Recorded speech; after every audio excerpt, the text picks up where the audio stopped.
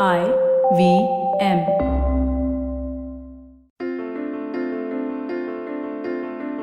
This is Storytellers and Storysellers live on tape. You're listening to Vineet Kanabar on the IVM Podcast Network. When I started this podcast, the idea was to introduce practitioners from the entertainment industry, talk about the ways that they do things, talk about stuff that's not in the books. Because we define entertainment so loosely on this podcast, we also include dating in entertainment. And on today's episode, we will talk to the Ghura sisters who have something against arranged marriages. So they've launched a company called Not So Arranged. Say hello to Priyanka and Tanisha Ghura. Hi guys, welcome to the show. Hi. Thanks for having us, Vineet. Thank you so much for having us. It's wonderful to have you on the show. How are you guys doing? I hope things are stable and well in this sort of strange time. I hope you are staying safe and sane in the lockdown. Yes, Vineet, thank you so much for asking. It's been quite a year, but so far so good. We've been okay. Yeah, we've launched our business like lockdown.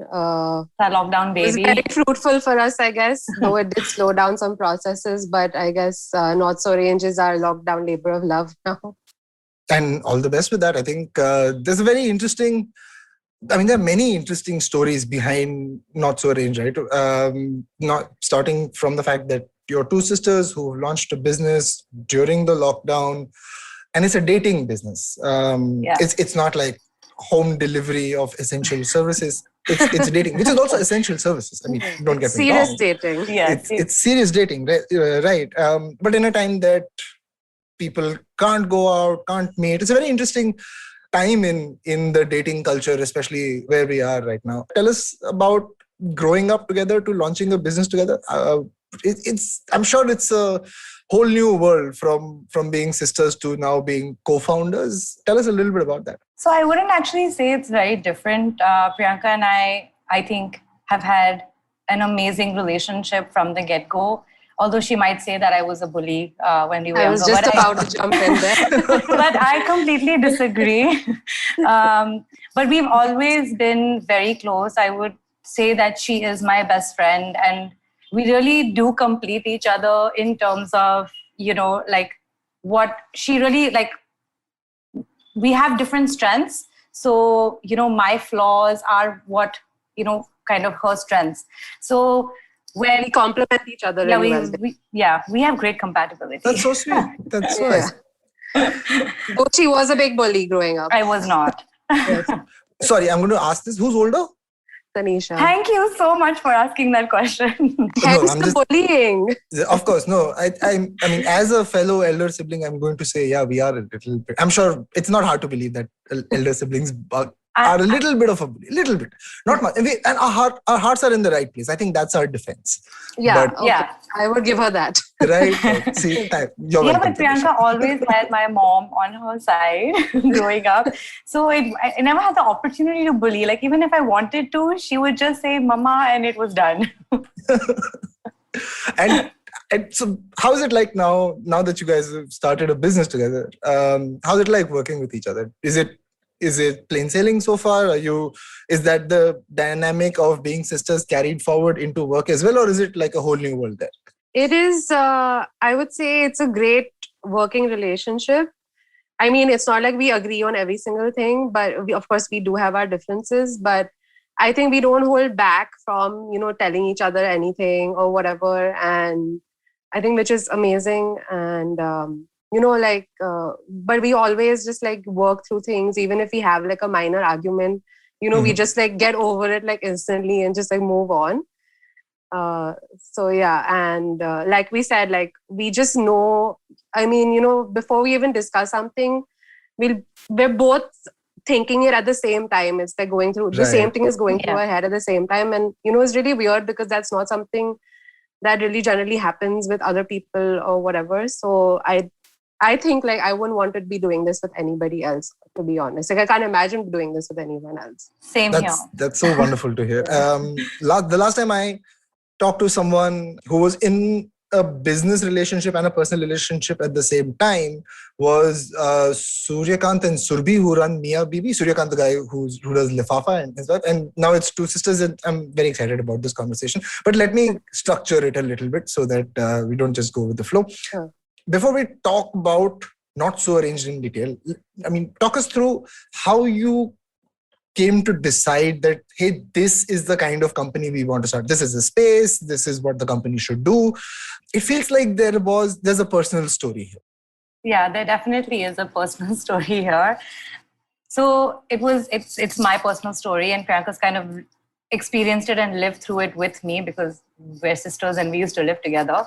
Right. So when I was kind of at that age where I was looking to settle down, marriageable age, in quotes, yes. Yeah. Like I hadn't met anybody through my friends or at work or any of that. And my parents were like, do you want to maybe meet people through arranged marriage, like through family setups and things like that? So I said, okay, why not give it a shot, And just a side note, we have nothing against arranged marriages. We're just we differently. That's all. That's just me sensationalizing things. Yeah, I know. Just wanted to add that in. Sure. So I basically went through the entire process, and guys that kind of look great on paper, and when you meet them in person, there is just no connect. And there's nothing wrong with the person, right? It's just you're two very different people, and there's so much family pressure at that time, and you can't make like life decisions based on like a meeting or two meetings and things like that. So I mean, it just didn't really work out for me. It sure sounds like you have something against arranged marriage. I'm just saying. No, nothing. It just didn't work out for me. I mean, the kind of people I would meet, we were just not on the same wavelength. And I'm sure it was both ways, right? Like we're such two very different people.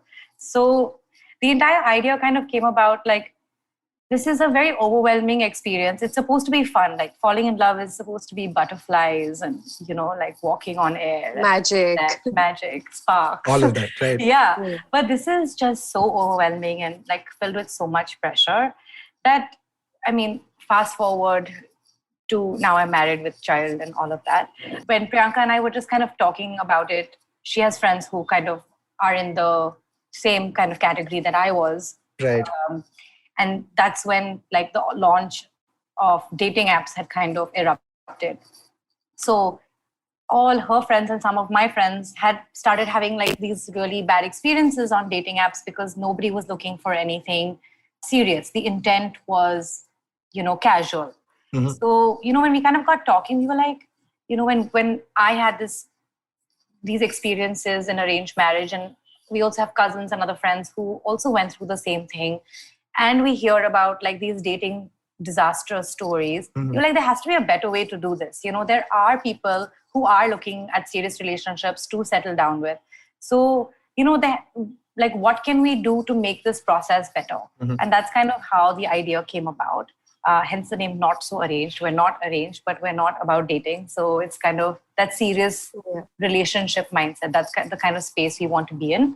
Right. So we kind of got talking about this concept, and we were like, how do we get two people to connect who are on the same wavelength? And that's how the compatibility quiz idea kind of came about.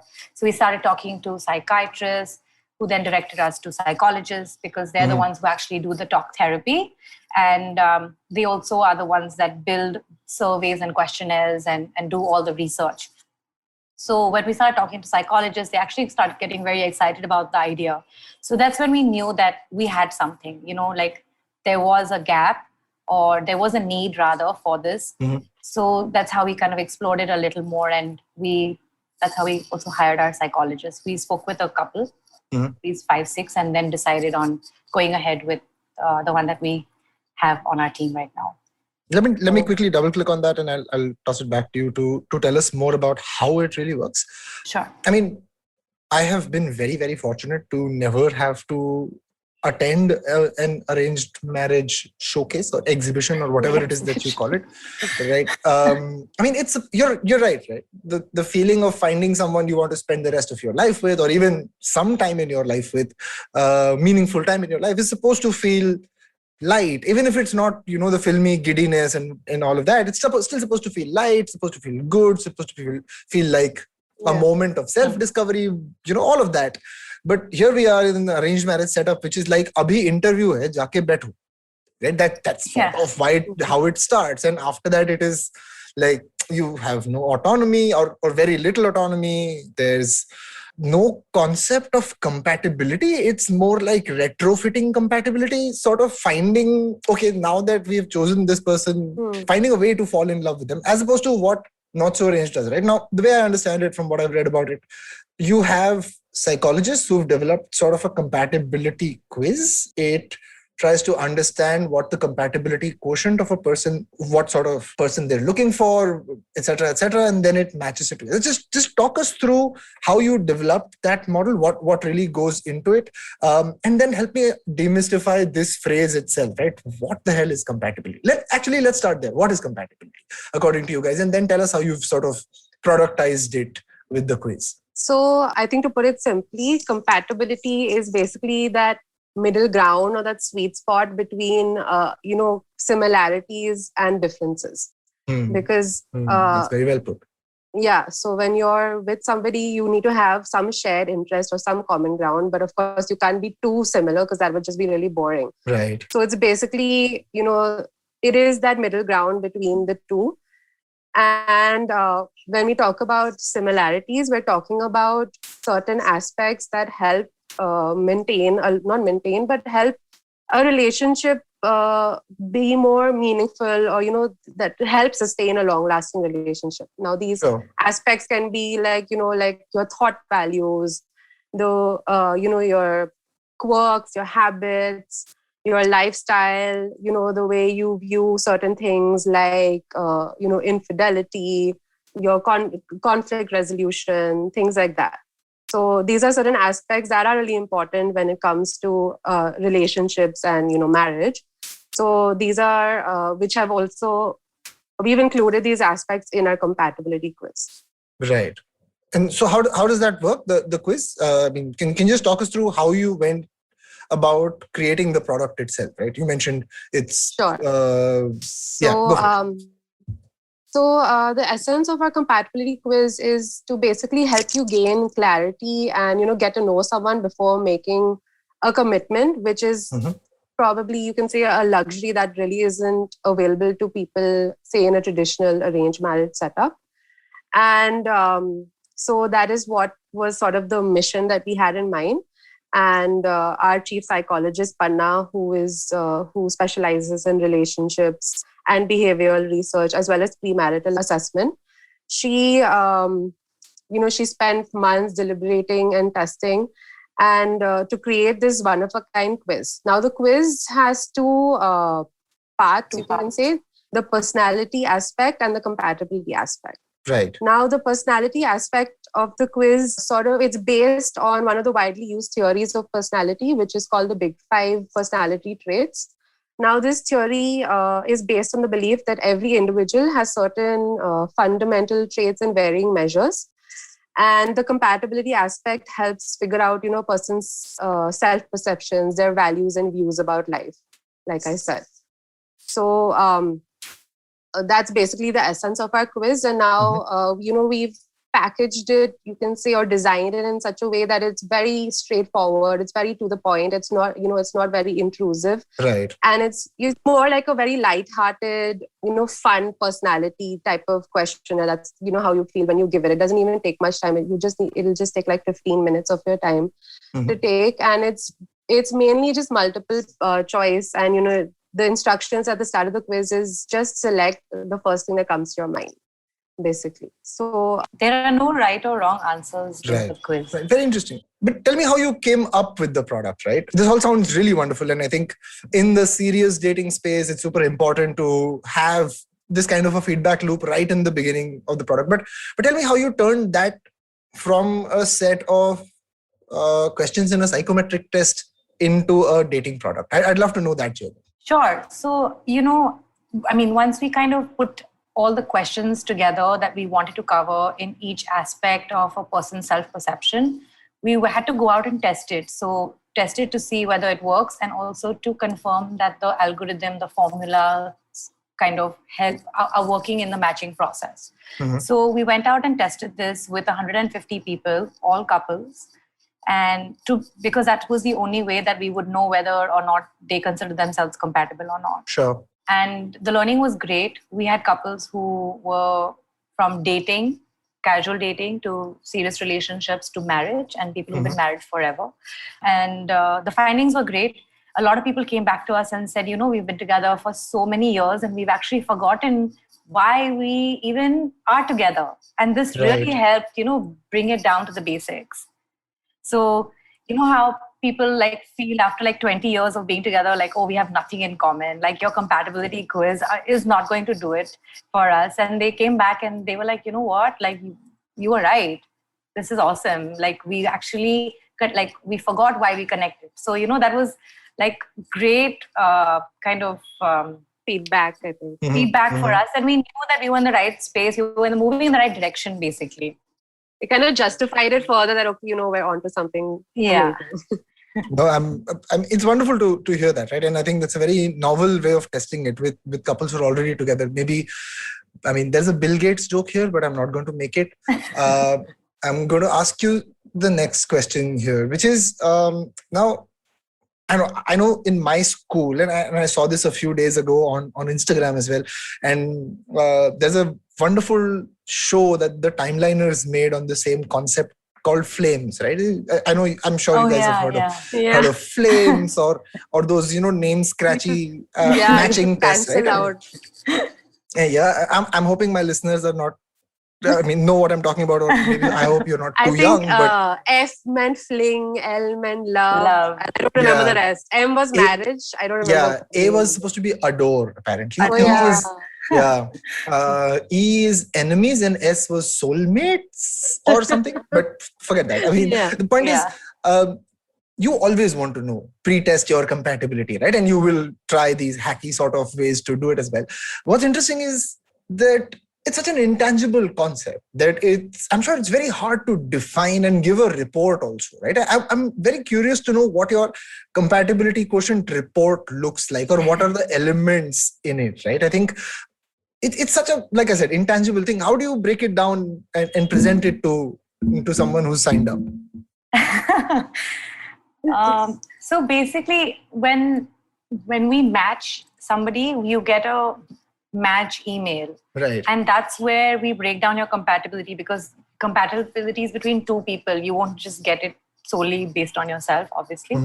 So we actually, the way we kind of package that email is we tell you the top areas where you're compatible on. So it could be views on spending money, to your political views, to conflict resolution, views on infidelity. There's so many, like I can't even, like, there are like 40 questions. So, and we cover so much from, religion, politics, sex, infidelity, conflict resolution, values. So even views on, pets and even like drinking and things like that. So drinking, smoking, because people sometimes have very strong views about these things. So we give you, like a breakdown of, say, the top 5 things that, you are really compatible on. And also we give you a little bit of a few learnings about your own personality in comparison with the other person's personality.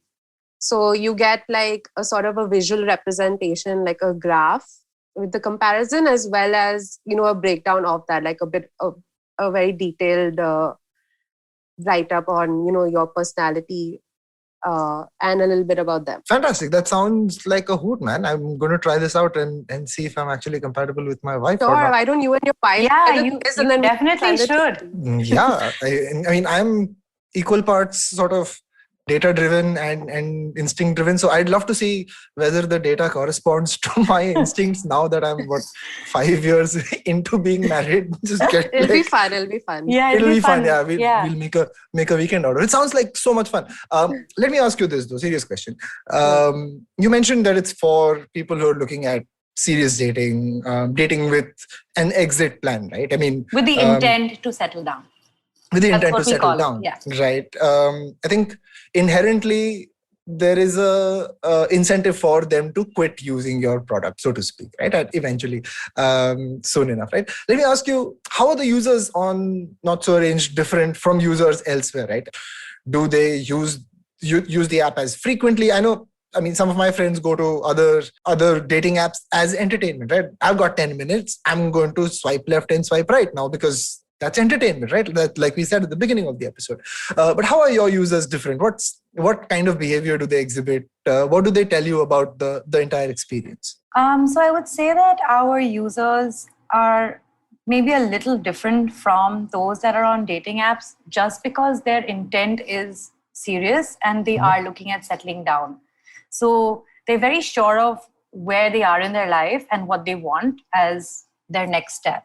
So the dating apps as such don't really, I mean, it's dating, right? So you don't know the other person's intent when you are chatting with them.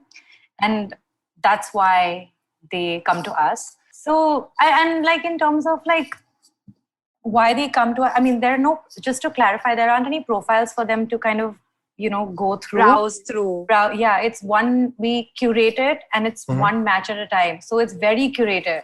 Right. So we take into account everything other than the compatibility quiz that we do that already filters out people based on the happy medium of the compatibility quotient.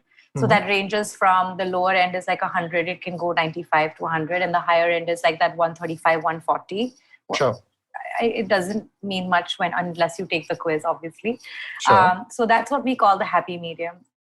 And then after that, we do a get to know session where we really get to know you a little bit more. It's like a deep dive into your personality, and like, we get a sense of your vibe, and and it's also our verification process. Right. And that's how we're different, because it's more of a managed service, and the expectation is that we will be involved throughout the process till you meet a match.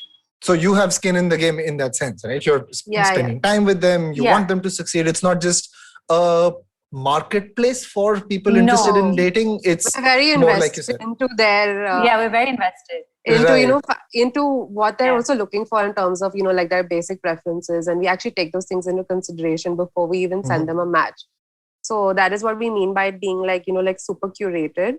Right. And also we're very different from the regular dating apps. Like Tanisha mentioned, there's no browsing through profiles or window shopping, as you say.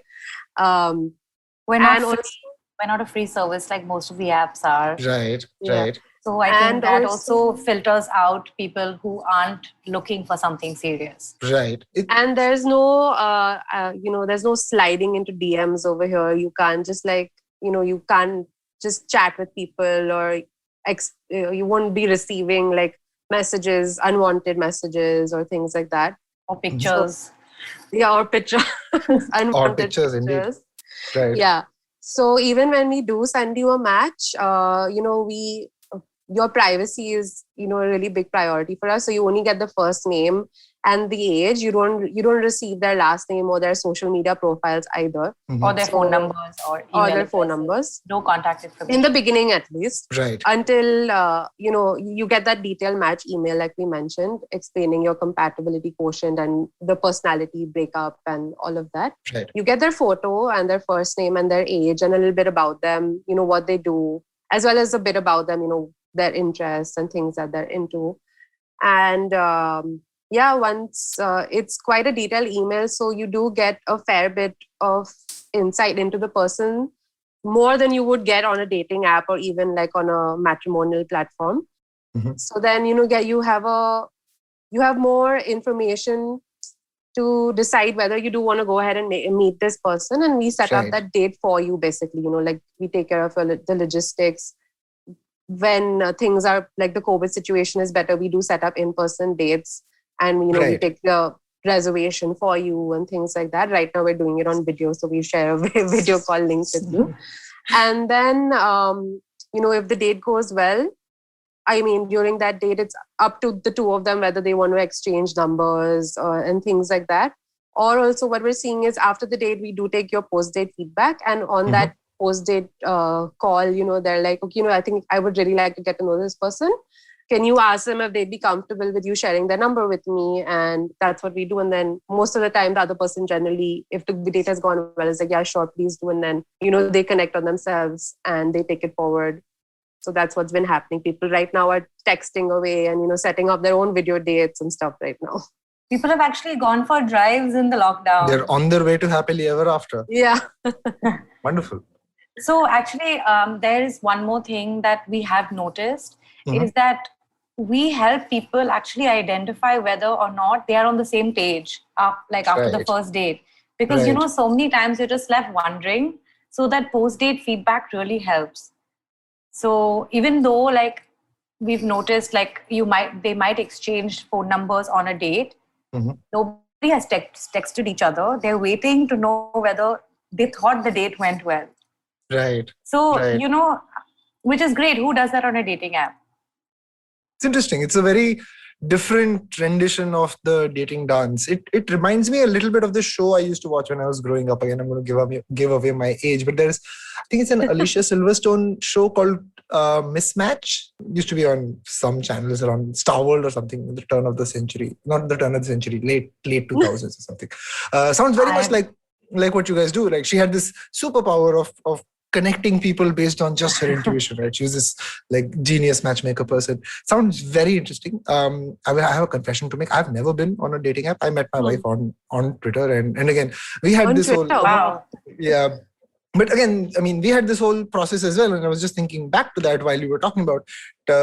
We found out we liked the same kind of music. Then we found out we liked the same kind of sports, football, that way, and stuff like that. And there is that entire process kind of played in front of my eyes. And I'm totally going to try it out just for kicks with her and see how this works. Please do, yeah. Just let us know your name. I know your name, but your wife's name also, and we'll send you the match emails. Amazing. I will definitely do that. Let me ask you this though, and as we sort of wrap this around, I know that you mentioned right at the beginning, Tanisha, you mentioned that the dating experience or the arranged marriage experience for women is suboptimal, right? On the other end of the spectrum, like I said, casual dating apps as well. The experience is not great, right? Women have various challenges, unsolicited messages, pictures, generally quality of men, or quote unquote what they're looking for is not present. It's a difficult world, right? And I know men have complained about similar things as well. Yeah. I see that your product has a lot of features that take care of both sides of the spectrum, right? There's on the arranged marriage side, you have a better background, more data-driven compatibility instead of your neighborhood auntie being nahi uska bio data bahut acha hai. And on compromise karo. Compromise to pyar ka naam hi compromise hai, apparently. Right? And on the other side, you have some features that are taking care of the unverified profiles or sort of abusive or trolling profiles and stuff like that as well. Right? So I see there being quite a balance in how the product is being created. Tell us about how you're planning to grow this, right? Which way are you guys leaning? Are you looking at expanding to multiple cities very quickly? And which side of the spectrum are you going to lean on more, right? Is it still going to be more of a managed service, exclusive club of people, sort of based on requests only, or are you planning to open it up for as many people who can join it? So I think in terms of growth, we're primarily Bombay based because we are based in Bombay. But we do have people registered from Bangalore, Delhi, Ahmedabad, and Dubai, Chandigarh. Yeah, and Dubai. But those numbers aren't as high, obviously. The majority of our users are Bombay based. Right. So the idea is now to kind of grow across cities. It's happening organically, but we obviously want to take it to the next level because now it's actually not even been 3 months since we've launched. Right. So the idea was kind of see how it goes, see what's working, and then take it to the next level. So I think we're going to now expand further into other tier 1 cities and internationally. Like I said, we have users from Dubai as well signed up.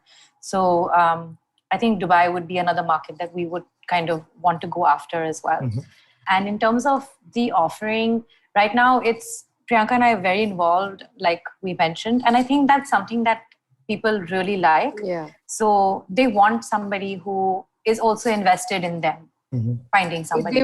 Because it is such a personalized thing, like, so the feedback we're getting is that they're really liking the service, basically, that it's not just so, it's not so automated. It's not like they're just like, getting automated responses from a computer or whatever. So they're really appreciating that for sure. But having said that, we are trying to find a way to add technology to our get to know sessions, because right now Priyanka and I are personally doing it. Oh, wow. Yeah, but to scale, we would need to add a layer of tech to that. Not saying that Priyanka and I or a relationship manager will not be involved in the future. I think the involvement would go from, say, a 1 hour phone call to a 10-minute phone call after they do the whole get to know online. Right. I see a lot of applications for AI to come in and take it up a notch for you, right? I think there's definitely scalability that will come in with technology. But it's very interesting that you're doing those sessions yourself as well. It must give you invaluable insights from people. It's amazing. Like, we make sure, I think we've literally just not been there for two. Like, I've not been there for one and Priyanka's not been there for one. Otherwise, it's both of us. It's always both of us. Right. So, and people are seeing that and they really appreciate it. They're like, oh wow, these two girls are so invested in me and my future. They're really asking me these hard-hitting questions that I've not thought about. And like, we've been accessible on WhatsApp till now. Now we're moving away from that a little bit because we're growing, obviously. So, and they personally message us and say, thank you so much for being involved. Even after a date, we'll get a message saying, oh, it went great. Thanks, hug. So people are loving the human element to it. So we don't want to take away from it. But that's why, like, technology will be involved, but so will we, or a relationship manager. Wonderful.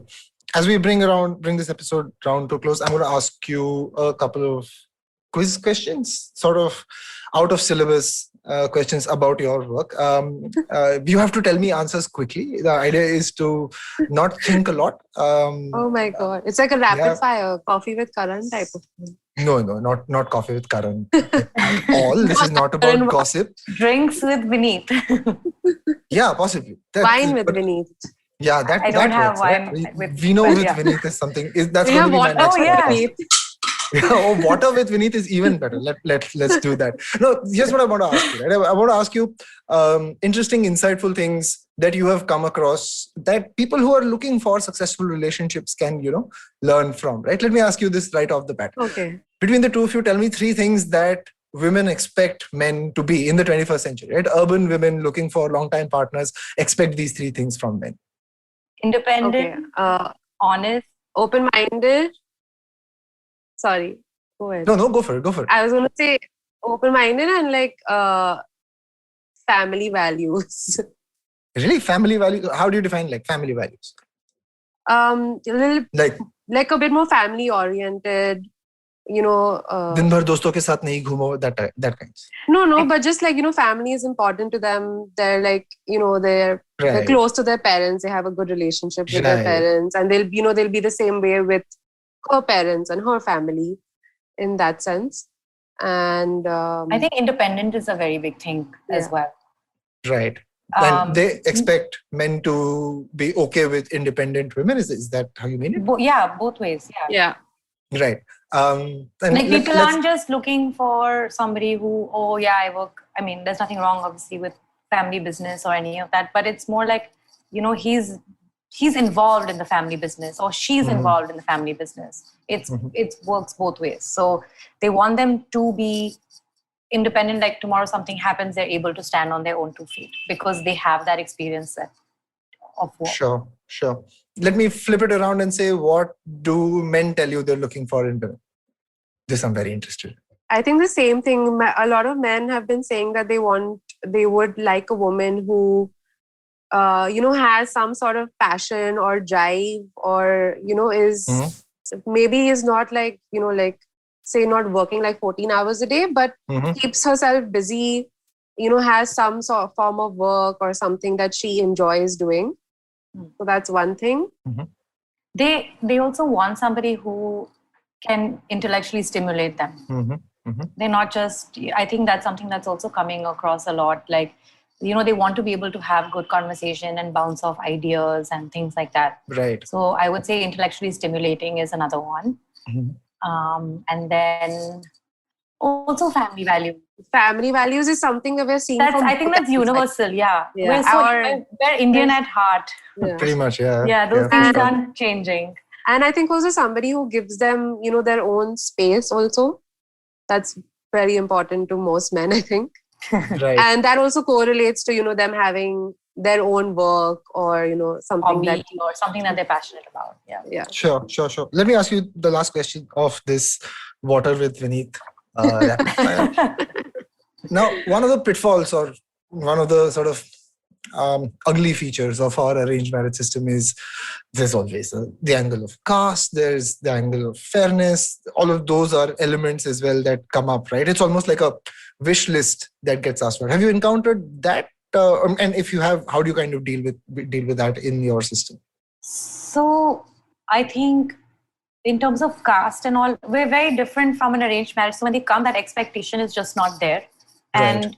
In fact, today only we just had a get-to-know session with somebody who first wrote down that he only wants somebody from one specific subsect of a community. And when we did have a conversation with him, we did explain to him that, we are a bit different.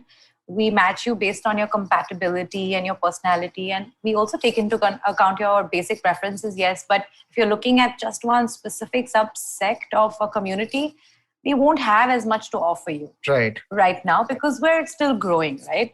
And he said, no, I'm open to all as long as they follow the same faith, religion as I do. So I said, okay, fine. That's something that we can definitely manage. Sure. So once we did speak to him about it, he was open about it. Sure. That's interesting. And in terms of physical aspects, it's something we still get.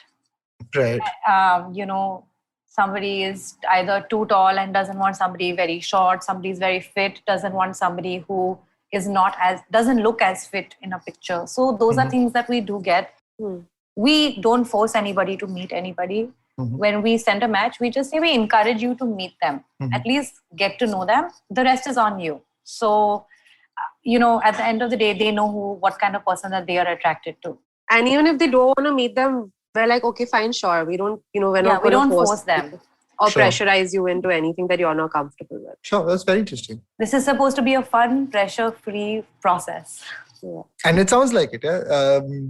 I thank you so much for this conversation. I had a wonderful time getting to know Not So Arranged, and all the best in your journey from starting this 3 months ago. I hope you guys go far, far ahead and help solve a lot of the problems that there are in the arranged marriage system and set a lot of people on the way to their happily ever after. I hope you guys had fun. Yes, we definitely. It's been a pleasure. Thank you so much. Thank you so much, Vineet. I really enjoyed this actually. Yeah. And, I was a bit nervous, I must say. Same here. I was very nervous.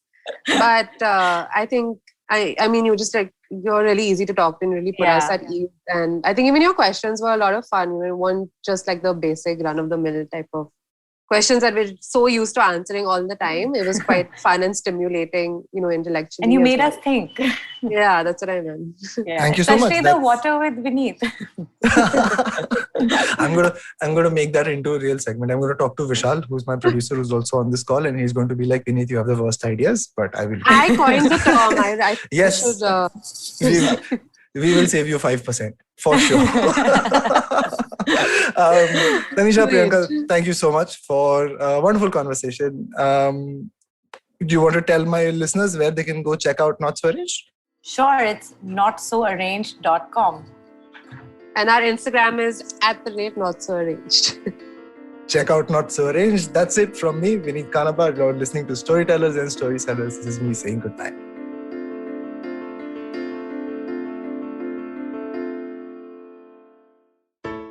I hope you enjoyed that show. If you aren't following us on social media, please do. We're IVM Podcasts on Twitter, Facebook, and Instagram. We'd like to thank the sponsors on the network this week, Cred, PayPal, and Siet. Thank you. We really do appreciate the support.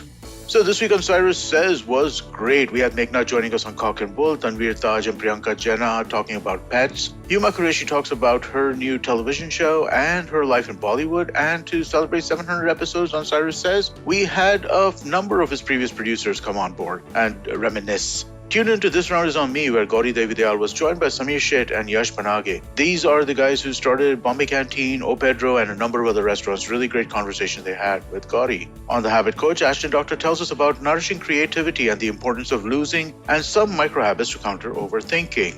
On their 75th episode, Ritasha and Rayushi talk to Naveen Richards. On The Note with Monica Nayat, she speaks with Komal Nahata to talk about the business of Bollywood, lockdown losses, piracy issues, and experiments being done to keep it going. On Advertising is Dead, Varun is joined by Guru Bhatt, VP of Customer Success Platform for PayPal India, to talk about how the digital money landscape and the fintech ecosystem has fundamentally altered the world. We also have Thalarate, our Kannada podcast, hosts Ganesh and Pawan discuss video games, and Sivakamyam Sabatam, the Tamil show where Kavita Jiva sheds light in another story about the bravery and excellence in the governance of the Pallava dynasty. And with that, I hope to see you again next week. Namaskar, dear friends. My name is Ashish Vidyarthi. Life, as you know, is a journey. And you and I, travelers, how can we celebrate this travel? I have a podcast for you, Begin the Journey. I share stories and moments from my life. Do tune in every Monday and Thursday to listen to my podcast on the IVM Podcast website, app, or wherever you get your podcast from. Cheers.